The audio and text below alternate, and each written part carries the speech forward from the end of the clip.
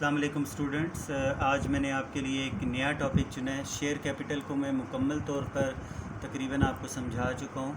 आज मैंने एक डिबेंचर को चूज़ किया है। सबसे पहले तो मुझे ये समझाना पड़ेगा कि जो डिबेंचर का टॉपिक मैंने चूज़ किया, डिबेंचर के मीनिंग क्या है। डिबेंचर एक एक्नॉलेजमेंट्स ऑफ डेट्स है, एक लॉन्ग टर्म डेट्स है। मिसाल के तौर पर जॉइंट स्टॉक कंपनी को अगर लोन की ज़रूरत है ना, तो वो लोन किसी फाइनेंशियल इंस्टीट्यूशन से, किसी बैंकिंग सेक्टर से लेने के बजाय वो जनरल पब्लिक से वो लोन लेगी। जनरल पब्लिक का पैसा लेकर उनको फिर डिबेंचर सर्टिफिकेट इशू कर देगी, वही सेम प्राइसेस पे, कभी एट पार पे, एट प्रीमियम पे, एट डिस्काउंट पे। और अगेन मैं आपको सबसे अहम बात बताने चला हूँ कि जैसे मैंने आपको ये बताया था कि शेयर कैपिटल हमेशा फेस वैल्यू पे रिकॉर्ड होता है, इस तरह डिबेंचर भी हमेशा फेस वैल्यू पे रिकॉर्ड होता है। चाहे आप उसे पार पे इशू कर रहे हैं, प्रीमियम पे इशू कर रहे हैं या डिस्काउंट पे इशू कर रहे हैं। फेस वैल्यू से मुराद है कि आपने डिबेंचर को रिकॉर्ड हमेशा पार वैल्यू पे करना है। और डिबेंचर आपकी क्या है, लॉन्ग टर्म लोन की एक टाइप है और ये बैलेंस शीट की लाइबिलिटी साइड पे आती है। और डिबेंचर होल्डर्स जो होते हैं, जिनको हम डिबेंचर सर्टिफिकेट इशू करते हैं, उनको बेसिकली हम इंटरेस्ट देते हैं एनुअली या मंथली, कोई भी इसमें एग्रीमेंट पे डिपेंड करता है। और बेसिकली डिबेंचर जो होल्डर्स होते हैं, जिनके पास डिबेंचर सर्टिफिकेट पड़े होते हैं, वो कंपनी के क्रेडिटर्स होते हैं। तो ये फ़र्क है कि जैसे शेयर होल्डर्स ओनर्स होते हैं, तो डिबेंचर होल्डर्स कंपनी के क्रेडिटर्स होते हैं। और दूसरी बात ये होती है कि शेयर होल्डर्स को जब कंपनी में प्रॉफिट होता है तो उन्हें डिविडेंड दिया जाता है बतौर प्रॉफिट। लेकिन डिबेंचर्स में ये होता है कि कंपनी को प्रॉफिट हो या ना हो, तो उन्हें कंपनी को उन्हें कर्ज़ों पे क्या देना पड़ता है, इंटरेस्ट देना पड़ता है। तो इंटरेस्ट डिबेंचर होल्डर्स को लाजमी मिलता है। तो सामने आपके क्वेश्चन है कि कंपनी ने एक डिबेंचर इशू किए हैं 1000 के, 12% इनका रेट ऑफ इंटरेस्ट है और 100 रुपया वैल्यू है।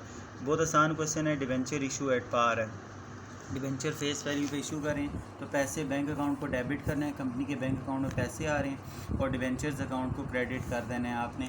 यहाँ बेशक आप 12% आप इसके साथ लगा लें। दूसरी मतलब तादाद क्या है, 1000 नंबर ऑफ़ डिबेंचर है, मल्टीप्लाइड बाय 100, तो ये आपके पास कितना आ गया, 1 लाख डेबिट और 1 lakh credit. Debenture issue at par ये आपने लिखना है। दूसरा केस है डिबेंचर इशू एट 5% प्रीमियम है। बैंक अकाउंट को अगेन मैं डेबिट करूँगा, डिबेंचर्स अकाउंट को मैं क्रेडिट करूँगा और डिबेंचर प्रीमियम अकाउंट को मैं क्या करूँगा, क्रेडिट कर दूँगा। क्योंकि डिबेंचर प्रीमियम हमारा प्रॉफिट है, तो प्रॉफिट हमेशा क्रेडिट होता है। तो वही तादाद कितनी है, 1000 मल्टीप्लाइड बाय 100। पहले मैं सबसे पहले डिबेंचर को आप रिकॉर्ड कर लिया करें फेस वैल्यू पे। 1 लाख से डिबेंचर क्रेडिट हो गया। प्रीमियम 5% है, 100 का आप 5% ले लें तो कितना आएगा, 5 रुपये आएगा। तो 1000 मल्टीप्लाइड बाय 5, डिबेंचर प्रीमियम के आगे आ गया है कितना, 5000। और बैंक में कितना आएगा, या तो आप इन दोनों को प्लस करके 1,05,000 लिख सकते हैं, या आप 1000 मल्टीप्लाइड बाय 105 लिखेंगे, तब भी 1,05,000 से बैंक डेबिट हो जाएगा। तीसरा है डिबेंचर इशू एट 10% डिस्काउंट है।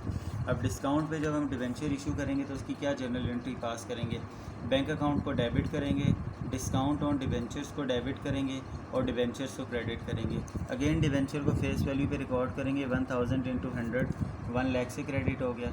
10% डिस्काउंट है, 100 का 10% 10 रुपीज़ आएगा, 1000 इंटू 10 कितना आ जाएगा, 10,000 से डिस्काउंट ऑन डिबेंचर डेबिट है, क्योंकि हमारा लॉस है और लॉस हमेशा डेबिट होता है। और बैंक में अब कितने पैसे आ रहे हैं, तो बैंक में अब 90 रुपीज़ के पैसे आ रहे हैं ना हिसाब से, क्योंकि 100 रुपया फेस वैल्यू थी और 10 रुपीज़ माइनस करें तो 90, 1000 मल्टीप्लाइड बाय 90, तो 90,000 से बैंक अकाउंट क्या हो गया, डेबिट हो गया और डिबेंचर इशू एट डिस्काउंट है। ये जर्नल एंट्री थी। अब मैं इसकी बैलेंस शीट का बड़ा आसान तरीका आपको बताता हूँ। अगर आपने बनानी है, जितने डेबिट होते हैं ना वो आप एसेट में लिखा करें और जितने क्रेडिट होते हैं वो आप लाइबिलिटी में लिखा करें। बैलेंस शीट का फॉर्मेट है asset rupees, liabilities and capital rupees. Bank, जितने बैंक डेबिट हो रहे हैं ना, ये पहला वाला बैंक, दूसरा वाला बैंक और तीसरा वाला बैंक, 1 लाख, 1,05,000, 90,000, तीनों को प्लस किया तो हमारे पास कितना आ गया, 2,95,000 है। दूसरा डिस्काउंट ऑन डिबेंचर है। डिस्काउंट ऑन डिबेंचर डेबिट हो रहा है, ये हमारी डेफर्ड कास्ट है, under the head of balance sheet आती है। इस हेडिंग वो इसमें होती है,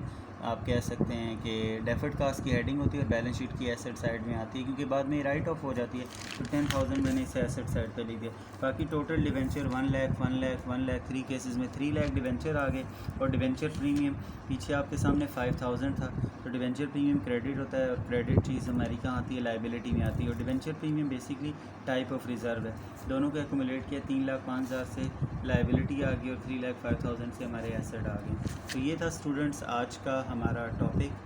काइंडली इसको व्यू ज़रूर करें। ये डिबेंचर्स का टॉपिक है, या आई.कॉम, बी.कॉम या कोई भी इसका लेवल हो सकता है, जो आप कह सकते हो कि OA लेवल्स में भी अगर ये काम आ सकता है। ये सिर्फ हमारा एक सिंपल सा टॉपिक था, issuance of debenture at par, at premium, at discount, और थोड़ा सा हमने डिबेंचर का इंट्रोडक्शन दिया था कि डिबेंचर एक एक्नॉलेजमेंट ऑफ डेट्स है। तो काइंडली आप इस वीडियो को लाइक करें और मेरे चैनल को सब्सक्राइब ज़रूर करें। Thank you so much.